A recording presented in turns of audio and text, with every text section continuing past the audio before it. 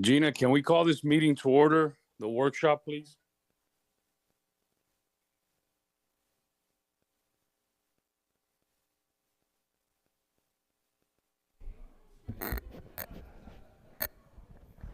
Good evening.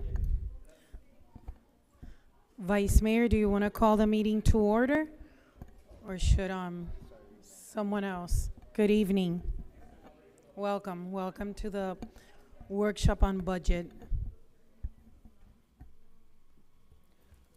Madam Clerk, you want to start calling the roll? Yeah, I'll have Josh Dieguez get everything going until Mayor Sid gets there. Thank you. You got it, man. Madam Clerk, please call the roll. Councilmember Dieguez, Here. Councilmember Garcia, Here. Councilmember Collazo, Present. Councilmember Fernandez, Present. Councilmember Ruano, present. Vice Mayor Alvarez, Present. Mayor Sid. Present. Go ahead, good evening, and you may start the meeting. All right, we're now here on the moment of silence. Everyone, please rise. And Councilman Collazo, would you please lead us in prayer?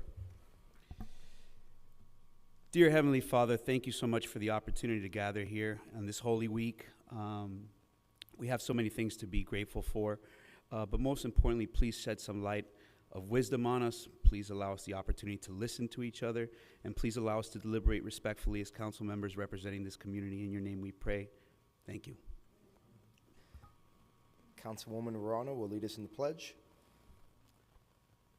Pledge of allegiance to the flag of the United States of America, to the republic for which it stands, one nation, under God, indivisible, with liberty and justice for all.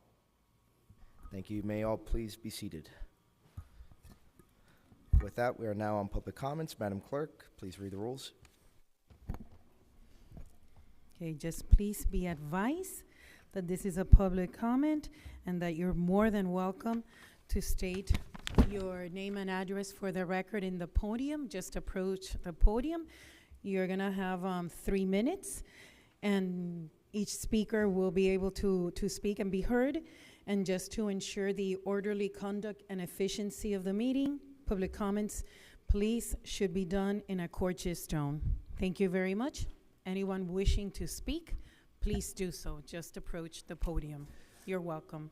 Excellent. Just one at a time. Please approach the podium, name and address, and you will have your time allotted to you. You will see it present there on the podium.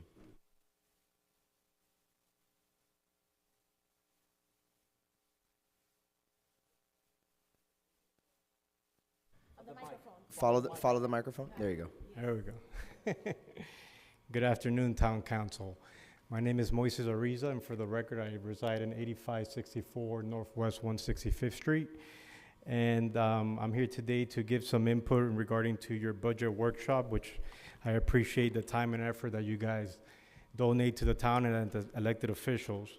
Where I reside, my corner house leads to Northwest 86th Court, and between the streets of 162nd Street and 169th, we're talking about 7 to 8 blocks, where there's an issue of excessive speeding. And I ask you to please consider allowing us to budget for the placement of speed bumps in order to reduce the potential reduction of cars speeding rather quickly. I know there is a reduction in the upcoming speed limits in residential areas, which I'm very thankful for. But given the fact I have 2 young children, a 3-year-old and a 6-year-old, and it's just very worrisome given the fact that there's a lot of people speeding. So please, if possible, please consider it. They're not a very expensive thing that could save somebody's life. Thank you. Thank you very much. Next speaker.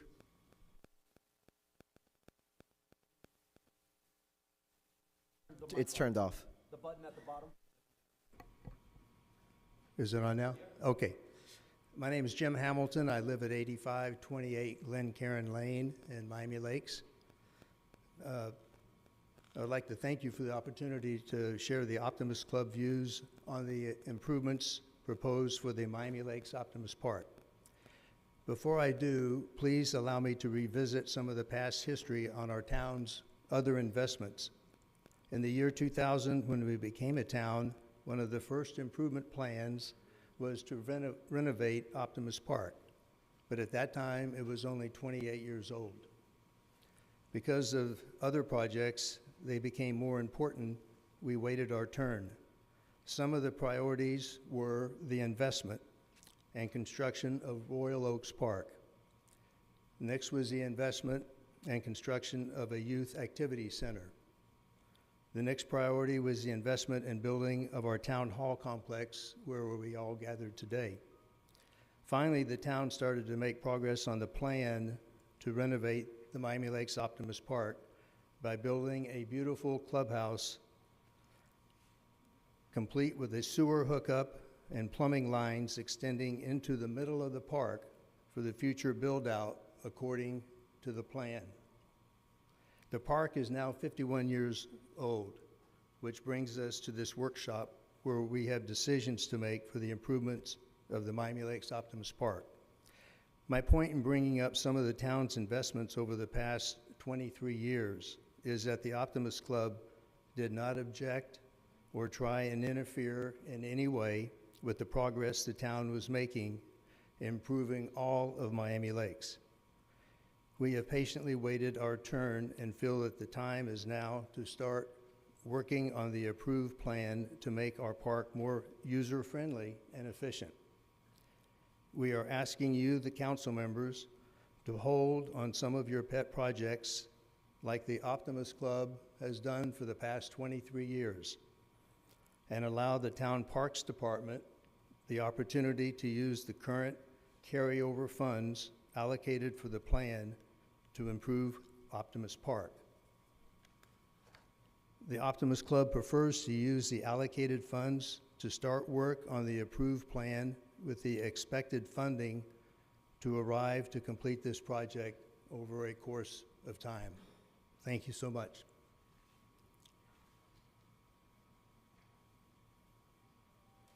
Next speaker, please. Thank you, and name and address. Good evening. My name is Hector Abad, 8916 Northwest 149th Terrace.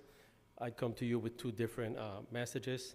First, on behalf of the EAB, I know you guys are going to discuss budget, and I think I speak on behalf of all committees.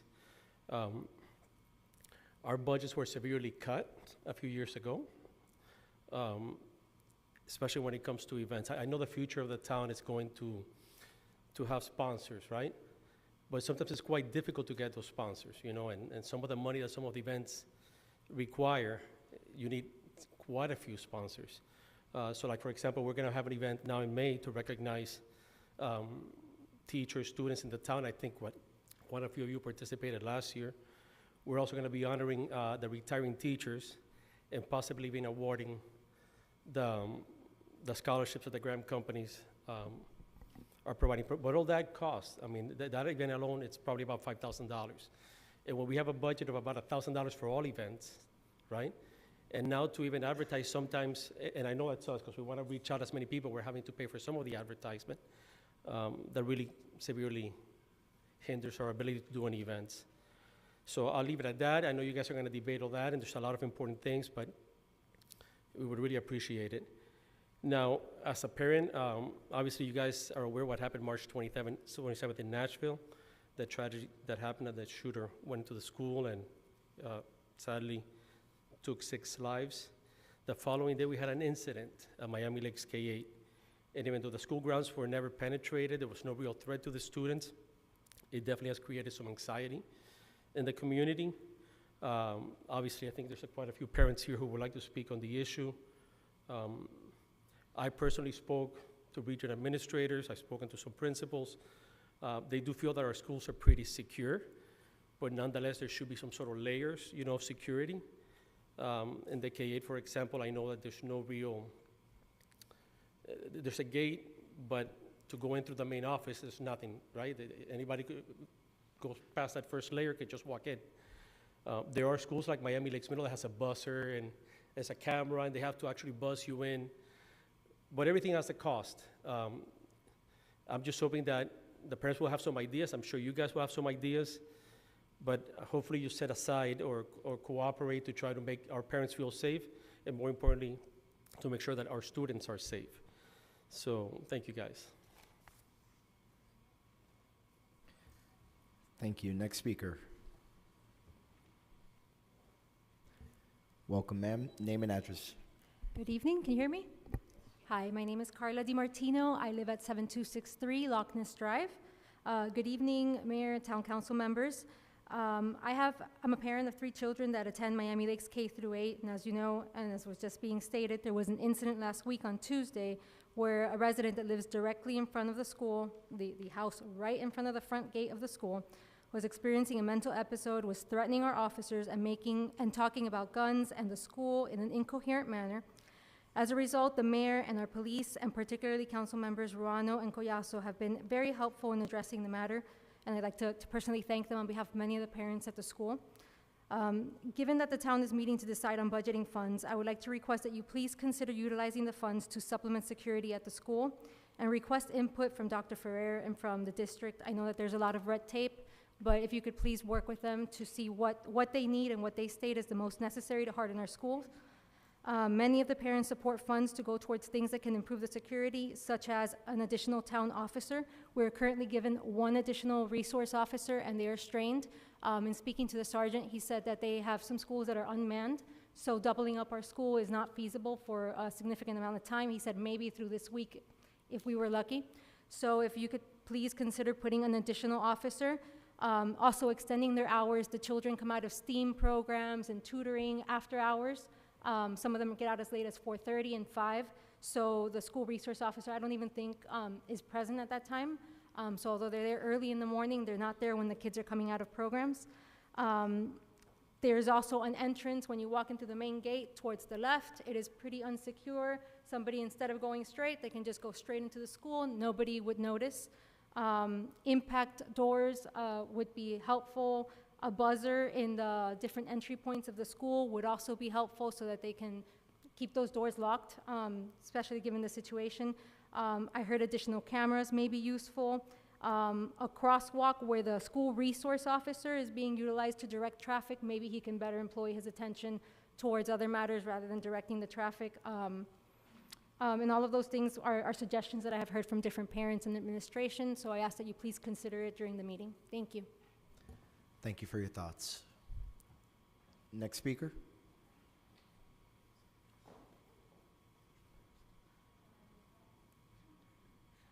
Welcome. Name and address. Hi, my name is Millie Gonzalez, and I live at 1755 West 72nd Street in Hialeah. I live over there, but I work and play over here. Anyway, thank you. Thank you, Mayor Sid. Thank you, council members. I'm also here for the same issue as the parents are. I'm a little nervous because I'm not a public speaker, but anyway. So that day, immediately, we have a parent chat, and immediately all the parents went on, and they're like, call the mayor, call 911, call everything, fire. Immediately I called the mayor. Immediately he picked up. Immediately he's like, okay, let me call the chief. Immediately I called Roger Moret from the school board because Alonso, he wasn't here. I knew he was in Tallahassee, and immediately they started working. Immediately Mr. Collazo, Councilman Collazo, called me also, and everybody has everybody's phone numbers. It was great. I loved how everyone pulled together, but yes, we need something. We need maybe an officer now until the next 2 months there at the gate. The buzzer is a great idea. I actually spoke to the supervisor from the school of the police, and he said, yes, the crosswalk would help because then they don't have to be there directing traffic. They can be, going around. But basically, these are the, we can all have, sit together. But the parents, I think they would love to have a town hall with the school, with the principal, because there's a lot of lack of communication. There's a lot of channels that they're not connecting. So by the time this one, let's say maybe you guys say yes, but then now the school board, there's not a way to do it. So you guys can say yes. So we need to have a town hall meeting with all of you, the principals, the school board, so maybe we can sit down and hash it all and see, because we can all be here and you guys can say yes, but then if the school says no, then what's the point? So that's something that I think we really need to do. Thank you. Thank you very much. Next speaker. Next speaker, just come on up. Excellent.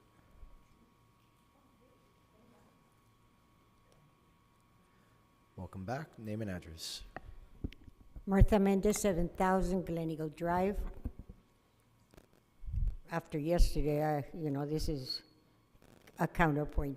We had a full day yesterday. I want to ask you why you're here today. I want you to remember why you're here today. Because this town has $1.3 million in surplus that came out of our pockets. I begged you, come budget time last year, do not raise our taxes. You went ahead. We kept the same millage rate, which raised our taxes. And now you have, like every year, come reconciliation time, every year, $1 million plus. This year, it's $1.3 million, plus the franchise fee. I gave you all, I sent it to all of you, a list of what the people want. First of all, there was a rebate, which I said there's no way they're going to do that because they already have it on that side. They're never going to bring it back to our side. This thing is not working. You But I still have to have look from, it's still working on our side. You have a minute 30. Over there, yeah, but I have to look over there and I want to look at you. Because I'm trust Gina. addressing my comments to you. I want you to remember, in November last year, the people said no to the bond. No. So 1.3 million to the optimist is a no by 60% of the votes. So that is out of the question completely. I gave you a list. Maintain the sidewalks, which people are complaining all over the place. I didn't tell you how many of each, but that was one of the big ones. The condition of our streets, what you're putting into public works is minimal. Tree trimming, removal of dead trees, replanting, that's what the people expect from you. And that's why I'm here. That's what I expect from you, to respect the people's choices and not what you promised, which was defeated last year by a very wide margin. Thank you. Thank you. Next speaker. Anyone else in the audience wishing to speak? Welcome.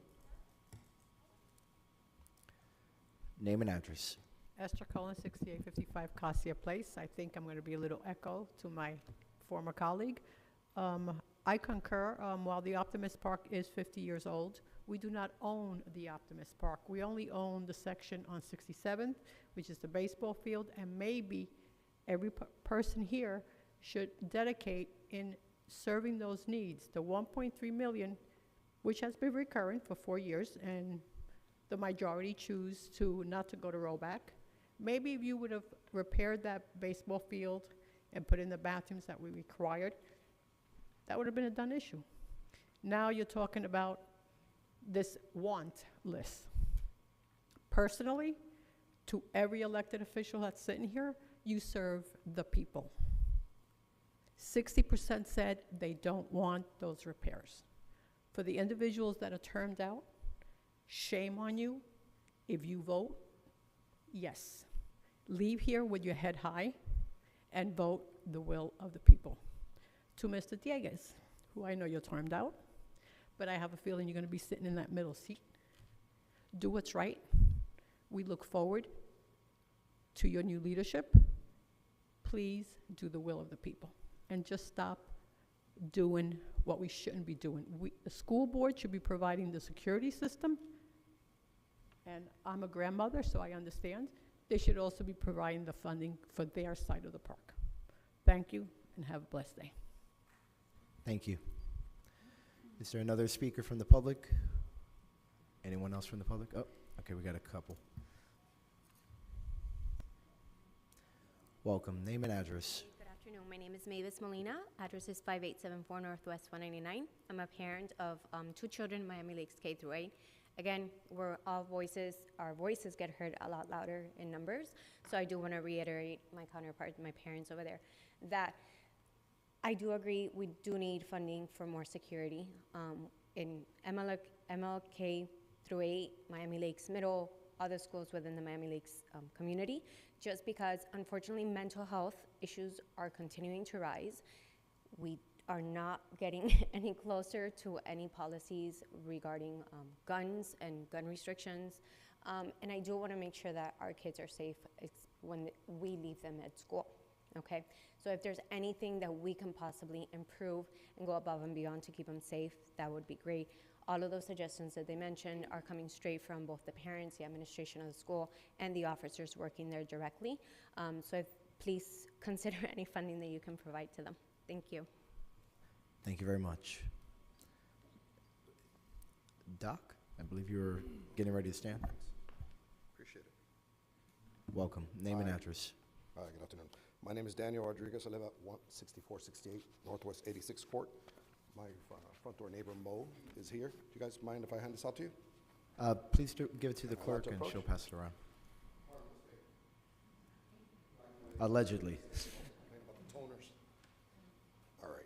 So I'm here to address the same issue my neighbor Moises Ariza brought up, which is the need for speed bumps down our street on 164th Street, right? So in short, you could take a look at the image. There are 2 speed bumps existing in our neighborhood as you enter Royal Oak Section 1. There's 2 speed bumps following the gate. I'm pretty sure they're there on purpose because they probably notice that everyone, once they get into their property, premises, or area or whatnot, tends to speed off and want to get home as soon as possible right after you pass the gate, right? Well, it turns out that after you make a right on 82nd Avenue onto our road, there's at least a quarter of a mile between that corner and the next stop sign, which coincidentally, there's a park there. So I'd ask that if there is a surplus, I have no idea how much speed bumps cost.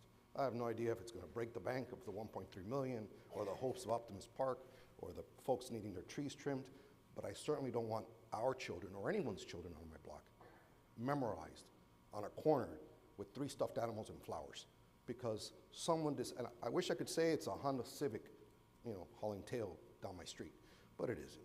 It's either a Jag or a brand new Camaro or a Rolls Royce or whatever it may be. But whomever it is, how many of them there are, because I've asked Mo a couple of times to see if he's caught them on their camera.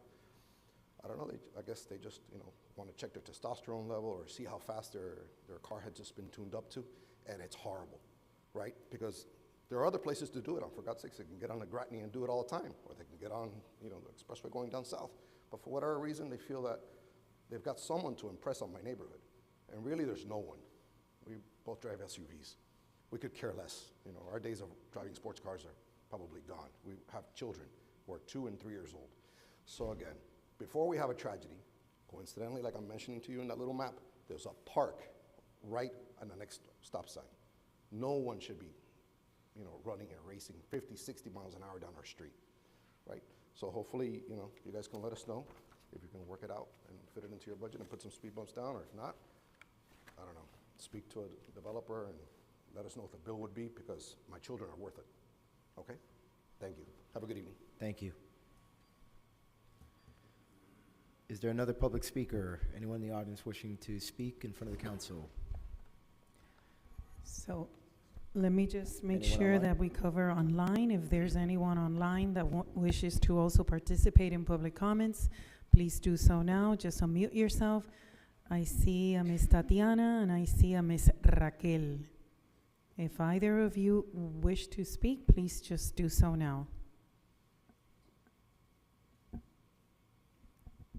Okay, very well, thank you.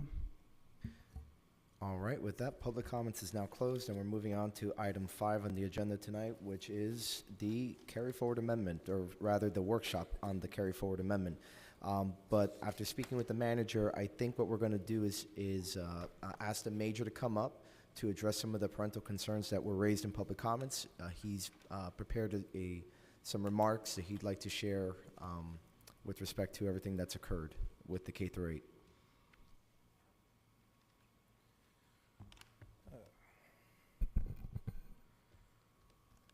Good evening, everyone. Javi Ruiz, your town commander. Sure, so I just wanted, we've gotten several concerns in consultation with town manager as well with the council members. Just wanted to recap some of the actions that are being taken in terms of the incident that occurred at Miami Lakes K-8. And to recap a bit, obviously the morning of the Tuesday, I believe the 28th, we did have an incident in which our officers initially responded to someone that was being disruptive across the school, and as they addressed the issue and calmed him down, he actually went back inside of his residence. We got with school board, advised them of what's going on. They were well aware of it. They actually parked their vehicle right across the street and are seeing what's going on. As some time went by, he actually came back out and became disruptive again. This was after our officers had cleared. We started to respond back. School board also got additional school board officers to respond to the scene, and they ended up taking him into custody for being disruptive and for crossing over to the school grounds. We're continuously monitoring the situation, and in consultation with school board, we are checking on the subject to see when he first got out of jail and went to the hospital. He's been involuntarily examined there, and he's currently still there. Once he's let out, we're going to, of course, communicate that with school board. We have our officers there in the morning, we have officers there in the afternoon, and we have officers constantly checking that school throughout the day. Just to recap, going back history of the town, prior to Parkland, obviously there was no mandate, and now we do have a mandate to have an officer at every single school. I know that some people mention that the schools are sometimes unmanned. They're not unmanned. Every single school has an officer in it in Dade County, and if school board is unable to have an officer at the school, they actually contact us, Miami-Dade Police Department, and we make sure that there's an officer there. We were one of the first, actually, municipalities that was able to meet the mandate by having officers at the school and having school board, because prior to that, elementary schools did not have an officer. Most of the officers were at either middle schools or high schools. And once we entered into that agreement with Dade County Public School Board, as time went on, when they finally did get the additional manpower and started manning the schools, we were also one of the first schools to get a school board officer assigned to the elementary schools, and that was a great big help as well. A couple of things, we commend the actions of the school board officers. They did the right thing. They were on the scene. They were vigilant. They saw what the person was doing, and they took appropriate action. I also must commend the parents that are here, but the parents that contacted us that day. There's a tendency during this time period for people to panic, run to the school, grab their kids, and take them home. What we got were a bunch of phone calls and a lot of people seeking first information before taking any type of panic action. We were in constant contact with parents. We were in constant contact with town staff who was fielding phone calls, and we were in contact with you guys as well. I fielded calls from the mayor as well as some council members who were getting phone calls throughout the day. So I commend all of you for those actions as well, because that really helped us out to get information out to both the parents and to everybody. Obviously, we're going to continue to monitor and assist school board. This is their jurisdiction. We're going to assist them in monitoring the school, being there. We've had incidents in the past where there was a threat walking towards the school. School board, hears us on the radio. We're sharing the same frequency as school board, so they know whether or not to lock down their school if there's a threat coming towards their school based on calls that we're handling across the street or somewhere else. In addition to that, because we share the same frequency, when school board gets on the air and says, you know, I need this, I need that. Many times it's a medical call. Sometimes, you know, you have a child that during lunch starts to go into some type of seizure, or you have another child that's feeling faint or something to that effect. You know, they call fire rescue. We're listening to it, we're hearing it, and we're responding as well to assist whenever they need us. In addition to that, you know, please note that a lot of our officers, especially our neighborhood resource unit officers, during the summers when there's no school going out, we hold, you know, training. These are the officers that are there in the morning and there in the afternoon. And our Lieutenant Gonzalez, who has prior special response team training and is well-versed in tactical and tactics, I guess, for lack of a better term. I'm sure I'll think of something better later. He takes the officers into the schools and he'll do a quick rundown. They'll go over active shooter drills. They'll go over, you know, strategies and different tactics for addressing those issues as well. And it's mainly as well to familiarize the officers with the inside of the schools so that they know, you know, when they're turning a corner and going, you know, going through the school, they're more familiar with their surroundings. And these are the people that are working Monday through Friday on a daily basis during school hours. They're there in the mornings, they're there in the afternoons. These are the people that we want going in there. In addition to that, the Northwest District has a priority response team. These are, again, officers, a squad of officers that are tactically trained.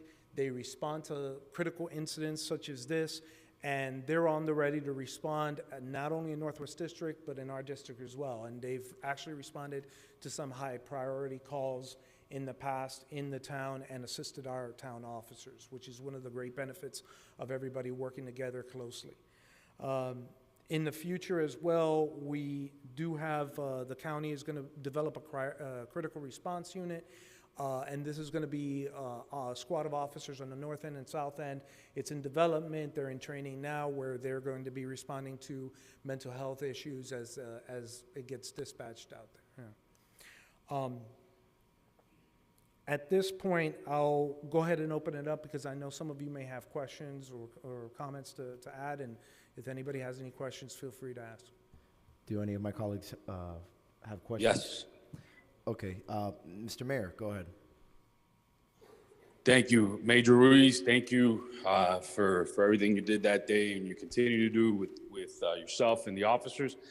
Couple things. I'm 100% in favor of seeing we can work something out for us to fund the buzzer. I mean, it's not unique, right? The town has done similar things. I remember one time, I believe the EAB helped pay for like some Raptor systems, check-in systems at different schools and fund different initiatives. So if we can fund that, that'd be awesome. Do you see, for example, I think we put in $100,000 last year for the robbery detail and the car theft detail.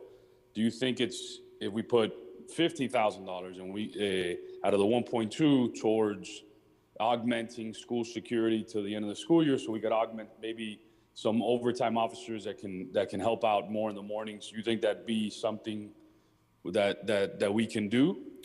Because maybe $50,000 out of the 1.2 is doable. In terms of the buzzer system, so I'll answer real quick both questions.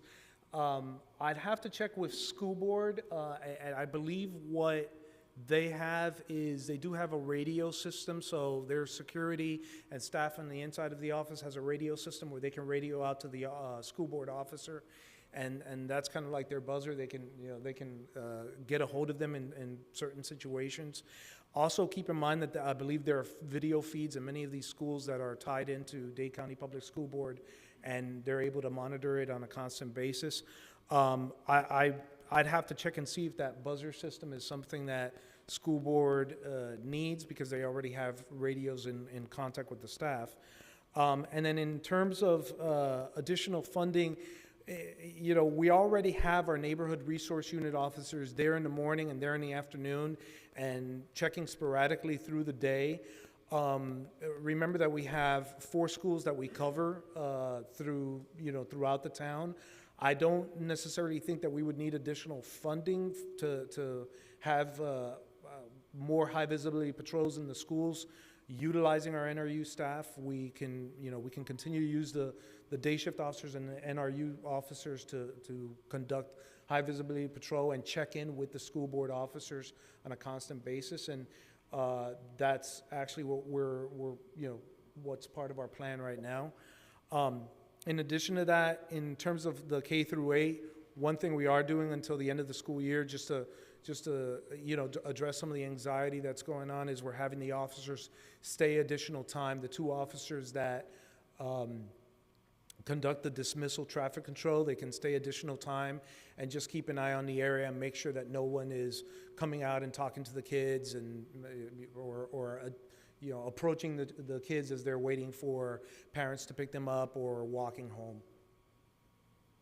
No, thank you, Major. And something I'd be in favor of is maybe tonight in discussion is put on to the side maybe $70,000, $20,000 for the buzzer, and then $50,000 just in case you would need it in the future to augment your force if somebody's out, if something happens. So as the conversation continues to go forward, I'll see if we could do that, at least have it in reserve. So when these conversations with the school board are had, or if you need it, the funds are there to augment that, so the parents know that, just in case those funds are allocated. But thank you, Major. Thank you. Anyone else? Councilman Collazo, and then Councilman Garcia, and then Councilman Fernandez. Thank you, Major, and once again, thank you for your officers being there. Having 2 kids that attend that school, it's a story that I've even while I was in days got a lot of calls about, right? But not just then. I have a good friend that's a neighbor of that individual, and probably over the last 3 months, I've gotten about a weekly call of some disturbance at that address. I did a little bit of follow-up with Lieutenant. 21 calls of service over the last year or so to that address. Yep. 21 opportunities that we've had to do something, right? And I think I'm glad that we're now at that cusp where we have to take action. So completely in support of what the mayor's supporting, but what I'm concerned about is long-term, right? Right. I don't think it's gonna stop. I don't think that mental health is gonna stop. I think the gentleman needs more help than police work, right? Because I don't think it's a police issue. I think putting police there is artificial security, right? The gentleman is clearly dealing with demons that are not law enforcement related. And what we're talking about and putting the budget there and putting the money and putting the resources there is not what that gentleman needs. So anything that we can do interagency, right? Along with school board police to put that guy on the judicial system radar, on the mental health radar, I think is more of a long-term approach rather than getting us through the school year, right? Because I think that's a real political answer that kind of appeases the people that are here in this room now. Sure. But I think we need a long-term solution to that gentleman because I don't see him moving, right? I don't see him being displaced from his home. So I think that's a real conversation that I think we need to have, not only as a body, but among all the other bodies to address that issue. So I appreciate the time and consideration to the issue. Thank you. I can certainly appreciate where you're coming from as well.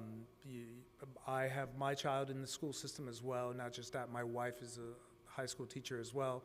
So school safety is constantly on my mind as well. And yeah, we've been to his house several times, and many times we have actually taken action. We've made several arrests of the individual. Unfortunately, the judicial system being as it is, the person either serves their time and gets out. And one thing that we are looking at, the county does have a threat management team. These are detectives that are skilled in addressing these issues regarding these cases where someone is having mental health issues and committing crimes. They're the ones that do risk protection orders and things of that nature. And so we're working with them to see if there's, and I don't want to touch base on some of the things that we're doing there because this is obviously a public forum, but we are working with those detectives to see if there's any further action that we could take in that direction. If I could, you know. That's exactly, hopefully that's I think the big picture conversation that I know that you guys have been having, but I also wanted to make sure that it was being put out there because I don't, you know, I think we can talk about the short term, but as Hector knows and as about, you know, anybody else here that touches mental health, you know, if that guy's not getting the help he needs, it's going to be other issues that are going to spill into the Grand properties, right? That they've had calls for service. It's going to be other issues that are going to spill into Optimist Park. It's going to be issues that are going to spill beyond that school boundary. So that guy needs help on another level, and I just want to make sure that we're addressing the issue holistically, not just necessarily, you know, saying we're protecting just the proximity of the school, so to speak, because the gentleman lives across the street. So I just wanted to make sure that it's more of an interagency dialogue. You know, bringing in the school board, whoever said that, I was very proud to hear the action plan from the school board member. You know, very proud of you guys intervening so quickly because the school board's a huge bureaucracy. The actual fact that we got police manpower there within hours, right, of the incident happening and kind of an action plan, I think is something that's really encouraging. But, you know, I think there's more work that needs to be done just beyond the proximity of the school, so to speak. And I want to make sure that we're hitting it from all sides. Thank you, Councilman Collazo. Councilman Garcia, you're recognized. Thank you, Major. I heard one of the parents say that there's a gate that they can make a left and enter the school. Have you done an assessment, or maybe you have and I haven't heard of it, of the schools and the entry points and worked with the school board on possible beefing up of areas? And if you have, shouldn't the school board have a budget for that? I mean, I'm all for putting some budget in for that, but shouldn't the school board have a budget for that? And I mean, I'm not asking you directly, but I'm saying is, have you made an assessment? I guess that's the first question of that school, its safety, especially in front of that house. Not personally been there making an assessment. We are in constant contact with school board and we are there to assist them. Remember, this is their jurisdiction, so they're in charge of the security of their own school. But we don't exist in a vacuum, obviously, and so we're in constant contact with them in order to assist them, you know, with any issues that they have. We can meet with every school board officer and just, you know, do a check of the premises to see if there's any holes or issues that we see that they need to do, and that's something that I can direct my staff. Well, that specific issue, maybe you can address that. Maybe since the parents are here, maybe you can speak to them after or during. And I wanted to add, I meant to add in my notes, after we have finished conversing in a public forum, I'll stick around to kind of answer any questions. I'll be in the back and we can walk outside and, you know, just have some discussions with the parents in case there are other questions or concerns that they wish to, you know, share with me and ask questions. So I'll stick around afterwards. And I'm sure this is, I mean, we're not unique. I'm sure there are other mental health issues around schools. It just seems strange to me, and I know we spoke about it earlier, about you can't issue a restraining order against this gentleman not to be so close to the school because he lives there. He lives 500 feet or 100 feet across from the school. But for me, as a layperson, I would say that's the most common sense thing. And, you know, maybe he'll have to find other, because of the 18 arrests or something like that, maybe he'll have to find other accommodations. But, I mean, there's got to be something. Remember that there's laws to protect people's rights, and then there's, and you know, I don't want to say the laws hinder us. We represent the law, so we want to make sure that we're not. It's hard for us to simply restrain somebody from going to their home just because it's across the street. I understand. So there's so many red flags. Very difficult for us. No, I understand. So a meeting. So you're going to set up a meeting with this. I mean, I would suggest if we can do that and be part of it, set up a meeting to see where their vulnerabilities are, and what other towns and how they've addressed this in Dade County when it comes to a person living right across the school who continues to have issues. What have they done? giving them direct help is, I think, very important as well. So thank you so much for what you do. Thank you, Councilman Garcia. Councilmember Fernandez.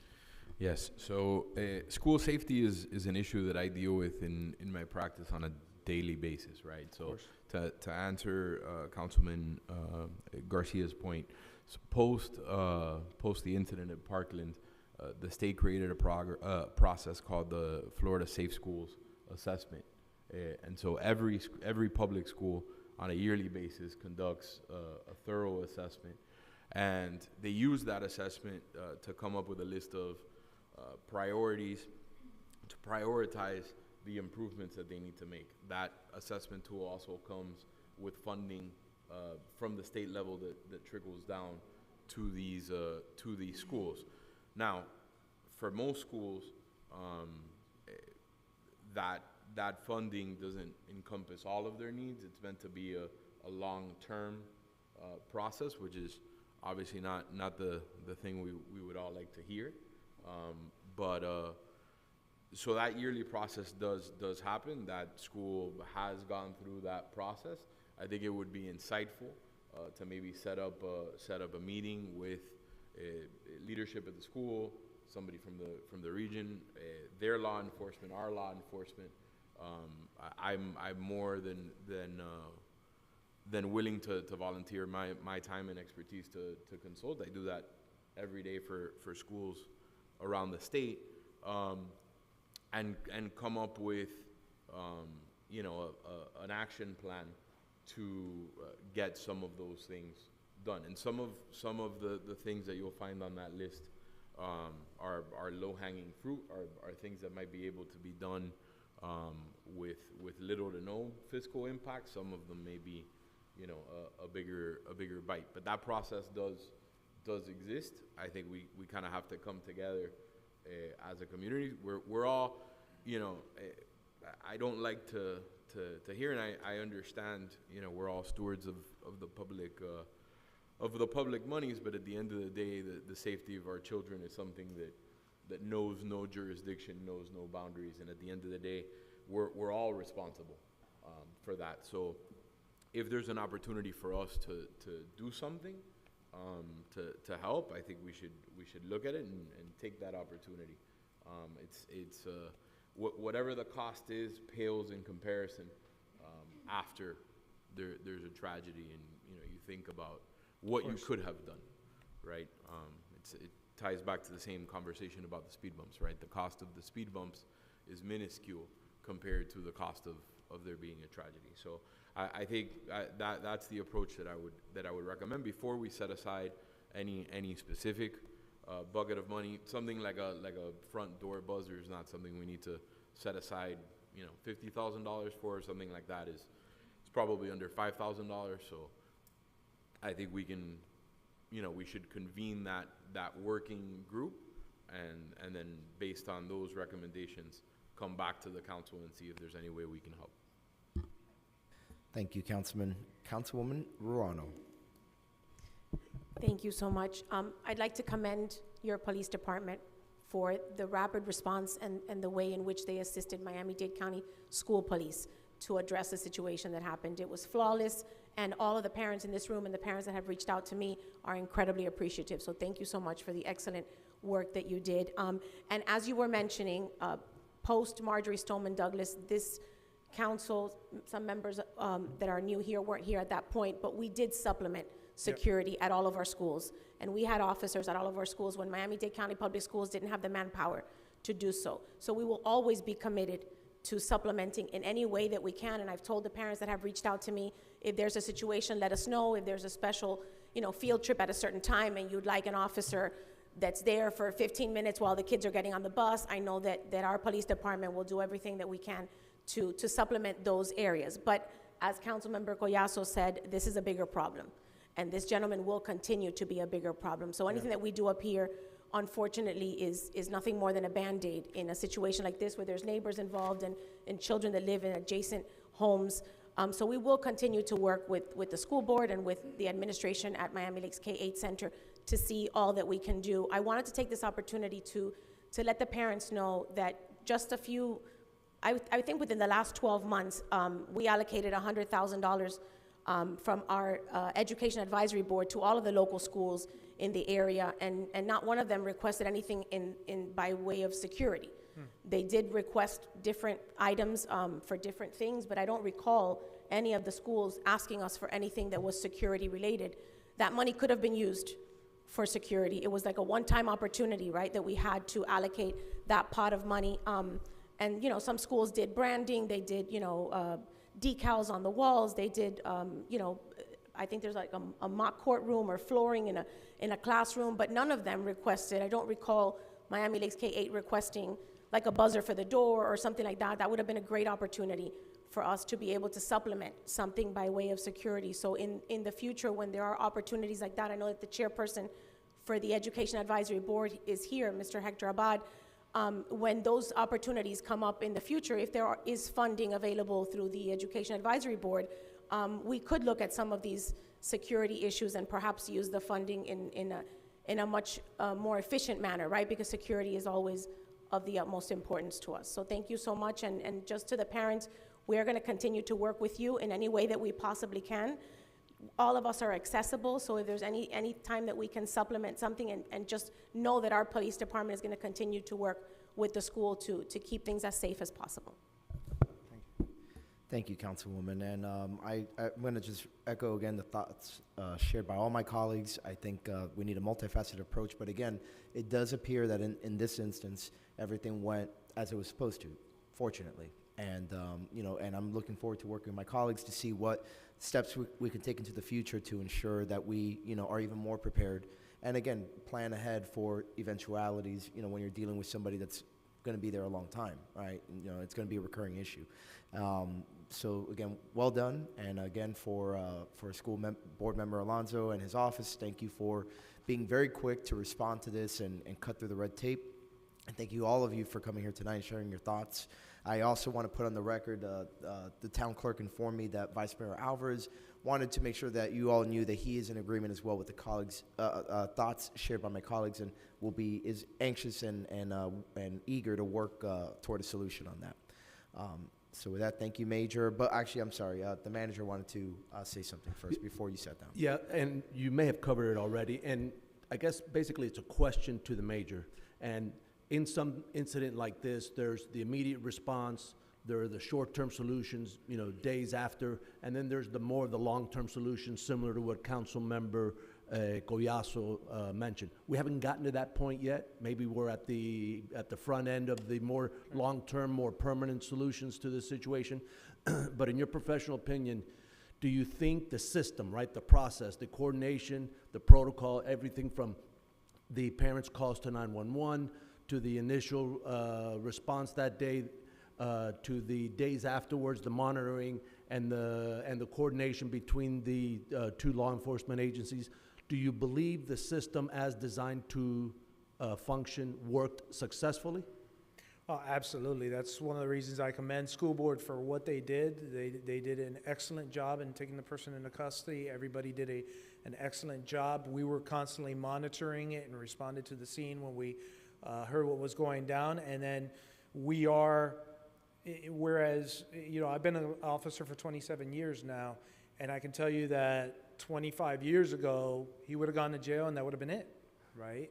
We would have been, all right, he's in jail and we continue on. And now we are identifying him as someone that in the future could be an issue. So we're taking additional steps to monitor the situation, meeting with our detectives to see what they can do in terms of orders and other avenues, making sure that when he leaves the jail, he's getting getting medical treatment and getting. Prior to that, we had responded to that residence on an ex parte order. So we're constantly trying to see what we can do in terms of addressing the issue, and it's on the forefront of our minds as we move forward. Good, thank you. And just before I give up the mic to the residents in the audience, I just want to have you understand the process of how all this decision-making works and what tonight is versus what's going to take place next Tuesday night. Tonight is a council workshop. There's no decisions that will be made tonight, all right? Tonight, they're going to beat up all of this, this entire amendment. They're going to discuss, they're going to debate, they're going to float ideas, but ultimately, no final decisions can be made tonight. What will happen is the item that, if you didn't get a copy, there were some outside, the amendment, the budget amendment that will be presented is going to be unchanged after tonight. That's the way it will be presented in the in the global agenda that the council will consider on Tuesday night. The council, any decisions will be made on Tuesday. The council will then take the budget amendment and make amendments to it and say, we want to fund this, we want to fund that, take a little bit away from MLOP, add to this, and so forth. All of those amendments cannot take place tonight. So I think that it was a great opportunity for the council to hear your input, but they'll take tonight's input, and then the final decisions won't be made until Tuesday. So I just wanted you to understand how the process works and the series of events that will take place between tonight's meeting and Tuesday's meeting and how they differ. So you understand, you're not going to have final decisions tonight. Those decisions will come Tuesday night. Thank you, Mr. Manager. Thank you, Major. And the manager kind of stole a little bit of my thunder. I was going to get into that explanation as far as, you know, what tonight is and what it isn't. But I did want to go ahead and also clarify two other things that were raised in public comments before we get into beating up this item. The first is, oh, sorry, Major, go No, ahead. just one last thing. I am going to hang out. You know, anybody wants to talk to me, I'll be here the whole night, obviously. So, you know, in case you want to sit here and wait until all the explanations are done or afterwards, just come by and see me. I'll just be hanging out in the back. Just grab me, you know. Thank you, Major. Major, I'm sorry, Chair. Councilman Coriazo. Yeah, thank you. Major, before you leave, because I'm not going to have the opportunity to hang out with you, and I am a parent, I believe the individual is still in custody, correct? He is out of the jail, but in an involuntary examination at the hospital. Okay. And I know that the school board member put a contingency plan in place. I see the officer there. I think he's a sergeant. Yeah, actually, he's a supervisor. He's there. There was a lot of anxiety in the parent chat of when is that plan going to abate? And is that plan in coordination with your services? And does it kind of fall when he comes back home? Like that's my understanding, and we've had one meeting that occurred between the school administration, the school board officers, ourselves, and town staff as well, that when he is back home, we would advise school board, and they may temporarily have an officer there. That was their plan, to have an additional officer there once he's out and in the area. So I passed by earlier, and there's only one officer, one school board officer there. I didn't see another school board officer there at the time. I think they're waiting until, we give them word of that. And regardless of that, we're still continuously monitoring it as well. Thank you so much, and I appreciate your time. And once again, I commend last time I commended the manager for the customer service component of it, but you, as a leader among your police officers and your police force, not only to be present, but to be available to all of us throughout this issue. I know you have been, because literally I've been fielding the calls from the neighbors and from the school. So I just appreciate that hands-on approach and that customer service. That's kind of what we expect in our community. So I just appreciate your time, and thank you for being here, and thank you for speaking to the parents firsthand. Thank you, sir. Thank you. And again, by way of introduction, so tonight, as the manager mentioned, we are not taking any decisive action, but again, your input is invaluable to helping inform our discussion up here as to how we intend to spend the money, because ultimately, tonight's goal is for us to kind of be able to speak with one another, see where each other is at, see if at least, we can get a general consensus over a few items, so that by the time we get to Tuesday's meeting and we go to make the final amendments and everything else, by the time we get there, we have a better idea of where we're going, and perhaps shorten the amount of time that we will be debating it. But thank you all for being here. You're welcome to stay, but just wanted to give you that caveat. Two other things, though, that I wanted to explain is that we actually did cut the tax rate last fiscal year. So I just wanted to point that out. And then the second thing also is that we have been putting large multi-year surpluses, including this year's, which is about $1.3 million or so. 1.2.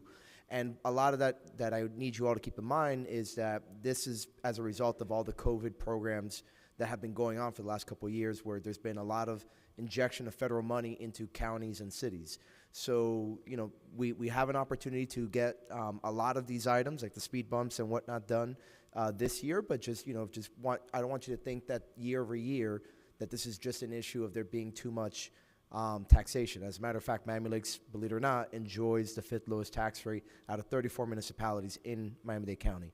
So I just wanted to clarify those two things before we get into it. With that, Mr. Manager, which staff member is going to lead the presentation? I'm going to walk you through just the introduction, and then I'll leave it up to you, and we have a full array of staff here available for questions and answers, anything that needs to be clarified. But when this item was addressed by the council at the March meeting in first reading, the starting number was just over 3 million, 3,029,377. From there, if you remember, things were taken off. We had to have the amount retained in fund balance to make sure that the contingency reserves met the ordinance of 16.66%.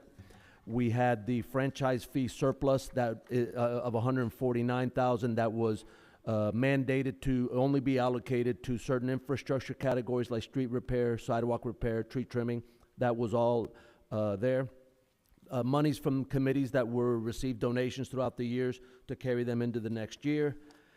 We had balances from certain projects that were started last fiscal year that will be completed this fiscal year, so we just need to push forward the balances into this fiscal year. We had some miscellaneous items that we spoke about, like the litter contract, the parks professionals for the MLOP park bond, the lobbyist, the federal lobbyist through the end of the fiscal year, the line of credit, the new line of credit that would start now in June. And then the final thing was the balance was being recommended to be allocated to the Miami Lakes Optimus Master Plan. The number that was there was $1.352 million. Now, after that, those were all based on estimates prior to the conclusion of the annual audit. The audit has now been concluded. Like every year, from the estimate to the audited financials, in a multi-million-dollar budget, there's always going to be tweaks here and there.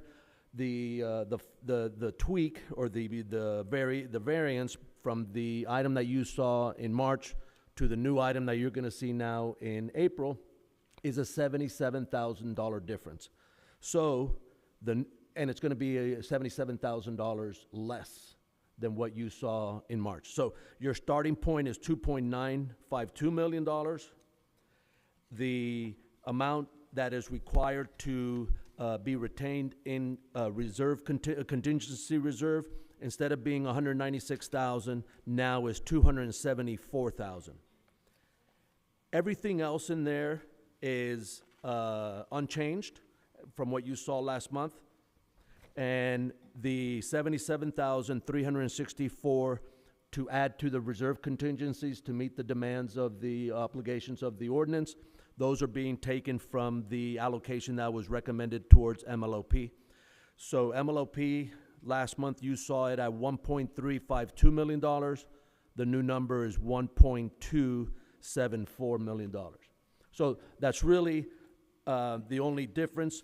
We were also asked by the council that some of the projects that were on the, I guess for lack of a better term, the laundry list of considerations, other considerations to be funded, we were asked to kind of split out if any can be done in phases or in pieces, to kind of split that out.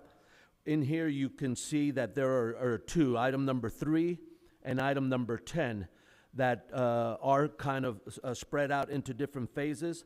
So the broadcasting equipment for the council, that was a total amount of $80,000. It can be done in 3 phases. And the townwide crosswalk improvements, that was a large number. We can do that. We kind of split them out into 3 different phases, so it kind of makes it a little clearer for you to consider whether it's something that you want to consider funding or not. So I believe that is the recap. And now The discussion basically for the general fund discussion, surrounds any changes you want to consider making from that, from our recommendation. Thank you, Mr. Manager. And in keeping with Robert's Rules of Order, I'll keep my comments to the end. With that, do any of my colleagues want to go first? I don't have a comment yet on any specific item other than I see the item with the 15 item breakdown. I see the townwide crosswalk improvement. One of the things that I requested at the last council meeting was the speed humps. We had a list of speed humps to wipe out the speed humps. And I know we talked about deferring it until we got, clarification from the county, if that's something, but do we have a budget allocation for the speed hump projects? The total amount, we don't. I know that because the kind of speed humps that we used to install, we're going through the process of finalizing the MOU with the county to get the ability to approve some of our own traffic items, speed humps being one of them. The kind of the speed hump the county is mandating that we install are different than what we traditionally have been installing. They're a little more sturdy, a little more rugged. They're about 8,000 a speed hump. So I don't have the head count, but that is something that we can do. So let's say there's 100 requests for speed humps, which could very well be, or some number. You can do that backwards. You could do that and allocate. If you wanted to put some money towards speed humps, you could put it towards, just allocate a certain dollar amount and say, okay, we can't do all 100 requests, but we're going to allocate some number, 20,000, 30,000 towards speed humps, and then we'll install whatever we can with the number. We can figure out a formula, whether it's based on some kind of an assessment between the police and public works, or we can do the oldest one first. We can come up with some strategy if you say, okay, we want to put X number of dollars. But keep in mind that allocation, we're not ready to spend it yet because we haven't we haven't finalized that MOU between us and the county. Got it. But that's the same for item number 10. There's phase 1, phase 2, phase 3 of the crosswalk improvements. We can't fund that because this will not begin until the traffic calming interlocal agreement is approved by the county. So we have some items in the hopper that are also waiting that approval, correct? Yeah, I believe this crosswalk improvements is something that would require the execution of that MOU. So if we could for the next budget amendment, for the actual amendment on Okay. Tuesday, if we can do kind of like you did here on item number 10, and you can maybe even break it out in phases like that. I don't know if Public Works can say, hey, look, this is a higher priority area, or this is a more traffic area, and kind of create the same thing you did for item 10 for the speed We will. humps. We'll quantify that and give you at the per speed hump rate of the new one. We'll tell you, okay, we have 100 requests or 50 and maybe requests. that phasing, or maybe. Yeah, we'll put that together. And include the gentlemen's that came, the speed hump request for the Yeah, two I saw public Omar had speakers. already spoken to him. After he finished speaking, Omar spoke to him, so he's got that. If it's not already on the list, he'll add it to the list. Okay, that was my only comment, not necessarily of the budget. So I'll reserve mine till I guess before Josh or anybody else. With regards to that same comment, when we discussed the list of the speed humps, they weren't in any particular order. It was just requests that had been called in. Like if I call and say that they're speeding on my street, then I get put on the list.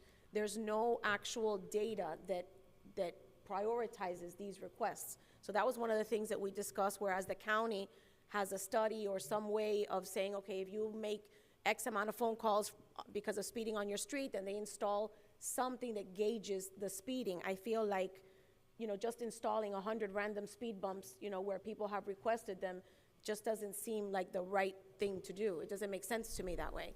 We need to verify. Let me see, because that may be captured in the agreement with Miami-Dade County, that their criteria may require some type of analysis or study prior to having the. Okay, I remember that we had this discussion before, but I don't know where we went with it. Like, if we were going to be requiring some sort of. Give Omar a second, and as soon as he comes back in, Okay. we'll have him address that. Yeah, Councilmember Fernandez. No problem. Thank you, Melissa. Yeah, if memory serves, and I won't speak for Omar, but I think we were still required to undergo the same process that they go through, which involves a traffic count and a speeding count and all that stuff. So, Okay, with that, Mr. Mayor, Vice Mayor, would either of you like to opine? Before I go back to those of us on the dais. Thank you, thank you, Councilmember Dieguez. Yeah, I'm in agreement for the manager to bring that back to us at the council meeting on Tuesday. So look, I'm all in for public safety, and if we can make some minor adjustments to address some issues of safety concerns from for the residents, you know, I'm flexible to amend kind of what my decision was, where I was 100% vested on kind of allocating the dollars to the Optimist, but I understand that obviously public safety is also a priority. So I look forward to just hearing back from the manager and then making a determination with my colleagues. Thank you. Thank you, Mr. Vice Mayor. And let me just check with the mayor really quick. Mr. Mayor, do you have anything? No, just to that point, obviously crosswalks, we've actually approved some of them, I think about 3 months ago, and they still haven't been put up. So I know the challenge is getting those off the ground as well. But like I said, last year when we were discussing the budget, augmenting our police department, be it for helping schools or just in general, I think we have to take a deeper dive in that as our town population continues to grow. I mean, there's a bunch of projects coming online that are going to add more people to our population, and we haven't added any men or women to our force since the Satori approval. I think before the vast majority of you guys, the majority of the council got on this council. So, and if we could do the small things, if we could add, like Councilman Fernandez said, you know, the $5,000 for the buzzer, I think it's within the 1.25 is all that stuff it's all doable. So I'm open to the conversations, but obviously there's no action that's going to be taken tonight. Thank you, Mr. Mayor. Councilmember Garcia. Thank you, Councilmember. I wanted to clarify a little bit about one of the items that I put forward, the grant support employee.